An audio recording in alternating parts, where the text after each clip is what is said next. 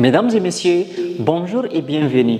Dans cette vidéo, nous allons voir étape par étape et de la manière la plus simple comment déterminer la limite d'une fonction rationnelle à l'infini. J'ai pour toi ici 4 exemples à travers lesquels tu vas maîtriser absolument les calculs des limites d'une fonction rationnelle à l'infini.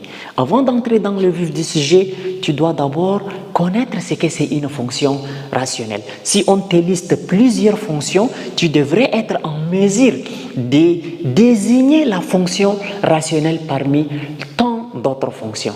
Alors, une fonction, elle est dite rationnelle, c'est lorsque dans la fonction, il y a d'abord dénominateur et qu'au dénominateur, il y a la présence de la variable x. Je te donne un exemple. Quand tu as x au carré plus 6x sur 3, il y a dénominateur, mais le dénominateur n'a pas x. Donc cette fonction n'est pas une fonction rationnelle, elle est toujours une fonction polynôme. Pourquoi j'ai dit que c'est une fonction polynôme? Parce qu'il y a les variables x au numérateur. Comme il y a les variables x au numérateur et que le dénominateur ne s'écrit pas avec x, donc la fonction, elle est dite une fonction polynôme dans ces cas. Si j'écris par exemple x au carré moins 9x plus 3 sur x moins 1. Dans ces cas, notre fonction est une fonction rationnelle parce qu'il y a la présence de x au dénominateur. Si j'écris par exemple 3 sur x au carré moins 9, il y a la présence de la variable x au dénominateur. Peu importe le numérateur c'est un nombre réel, ça ne nous importe pas. Il faut qu'au dénominateur qu'il y ait la variable x et comme ça on dit que la fonction est une fonction rationnelle. Mais à ne pas confondre avec certaines fonctions qui ont la variable x au dénominateur, mais ils ne sont pas des fonctions rationnelles. Alors, si par exemple je donne racine carrée de x moins 3, déjà, quand dans une fonction, il y a la présence des radicales, c'est-à-dire il y a x qui se trouve sous le radical, la fonction, elle n'est pas dite une fonction rationnelle ni polynôme, mais elle est dite une fonction irrationnelle, une fonction irrationnelle. Alors, maintenant, même si j'ai racine carrée de x moins 3 sur 1 moins 6x, cette fonction, elle est toujours irrationnelle.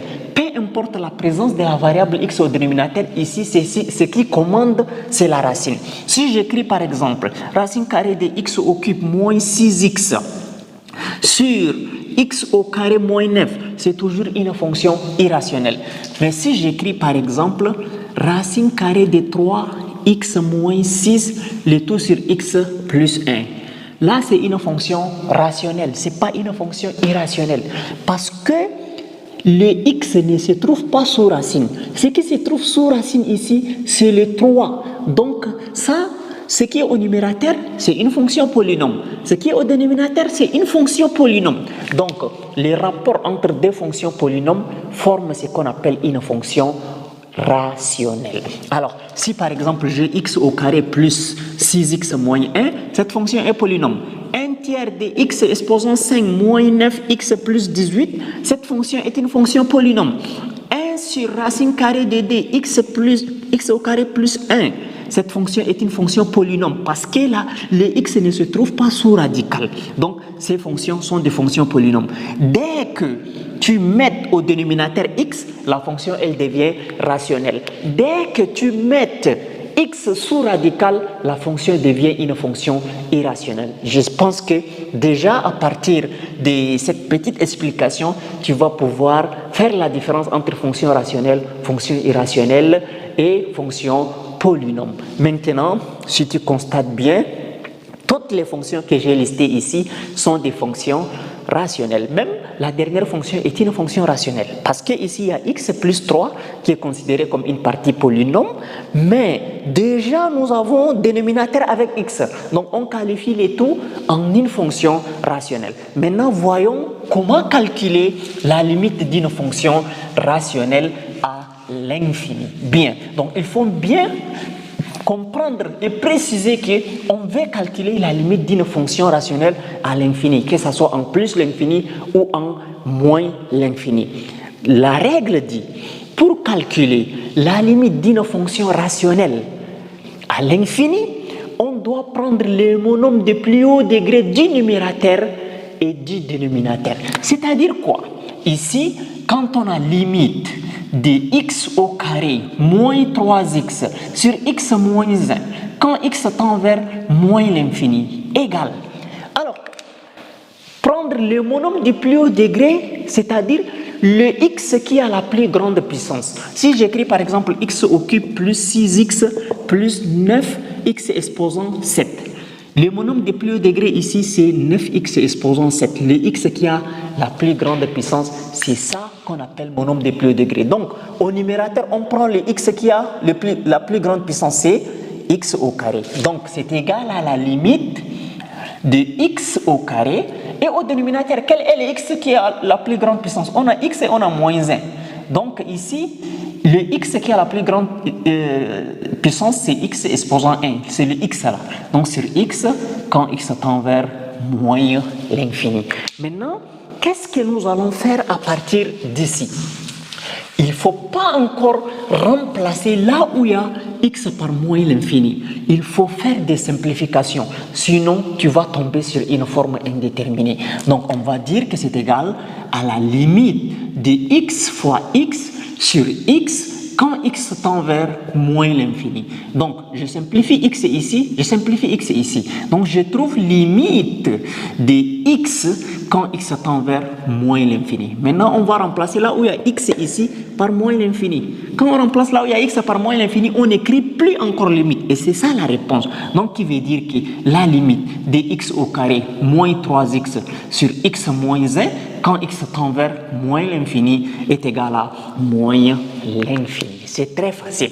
Alors, là maintenant, passons au calcul des limites de notre fonction qui est ici. Si tu n'es pas abonné, je t'invite de t'abonner et de liker la vidéo si bien sûr la vidéo te plaît. Bien. Alors, limite de 2x plus 6 sur 3 moins 5x quand x tend vers plus l'infini. Toujours, on a dit qu'il faut prendre les x qui a la plus grande puissance. C'est ça, le monôme du plus haut degré. Donc, est égal à la limite de... Maintenant, ici, 2x plus 6, je prends seulement le 2x. C'est ça, le x qui a la plus grande puissance. 3 moins 5x, je prends moins 5x. Quand x tend vers plus l'infini. Maintenant, je simplifie x. Quand je simplifie x, il reste limite de 2 sur moins 5 quand x tend vers plus l'infini. Il n'y a pas x où on va remplacer plus l'infini. Le x là, on les a déjà simplifiés. Mais quand on simplifie les x et qu'il n'y a pas là où on remplace x, là où on remplace plus infini, c'est-à-dire ce qui reste là, c'est ça même la réponse. Donc, c'est égal à moins 2 cinquièmes. Donc, qui veut dire que la limite de 2x plus 6 sur 3 moins 5x quand x tend vers plus l'infini est égal à moins 2 sur 5. Bien, il nous reste la troisième limite. Ok. Alors, la troisième limite, nous avons ici limite de 3 sur x au carré plus 6 quand x tend vers moins l'infini. On doit toujours prendre le monôme de plus haut degré du numérateur et du dénominateur. Maintenant, le monôme de plus haut degré, c'est 3. Il n'y a pas x. Quand il n'y a pas x, le nombre qui est là, c'est ça même, monôme du plus haut degré. Alors, on va avoir limite de 3 sur x au carré. C'est ça le monôme de plus haut degré du dénominateur. Quand x tend vers moins l'infini. Alors, là, il n'y a pas les x que nous allons pouvoir simplifier. Donc, il faut remplacer là où il y a x ici par moins l'infini. Donc, on va avoir 3 sur moins l'infini élevé au carré. Donc, on va avoir 3 sur moins l'infini élevé au carré, c'est-à-dire moins l'infini fois moins l'infini. Donc, moins fois moins, ça fait plus, infini fois infini, ça fait infini. Ça ne donne pas infini au carré, ça nous donne infini. Donc, là, on va avoir plus infini. Donc, on dit que réel sur infini, c'est-à-dire nombre divisé par infini, ça nous donne toujours 0. Réel sur infini est égal à 0. Qui veut dire que la limite de 3 sur x au carré plus 6, quand x tend vers moins l'infini, est égal à 0. Maintenant, il ne nous reste que la dernière limite que nous allons devoir calculer. Alors, ici, on a la limite de x plus 3 moins 2 sur x moins 1 quand x tend vers plus l'infini.